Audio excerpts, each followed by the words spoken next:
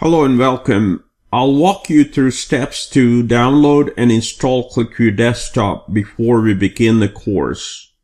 QlikView Desktop is a fully functional free copy of the software that you can download from qlik.com, with the only caveat is that you cannot share your application with anyone else since it is not a licensed copy.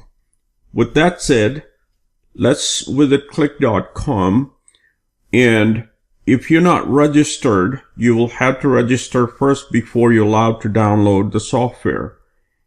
I have already been registered and logged in, so what I'll do is I'll navigate straight to the download page. And once you get to the download page, you can choose between a 32-bit or 64-bit version depending on the operating system you may have.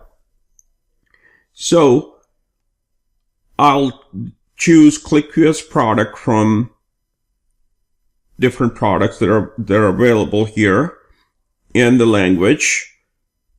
It also allows you to filter the product and the version along with the release number SR10.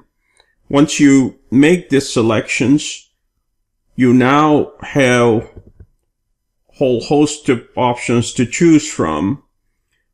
Again, in my case, I will select 64-bit version. So once I click on it, it allows me to save the file.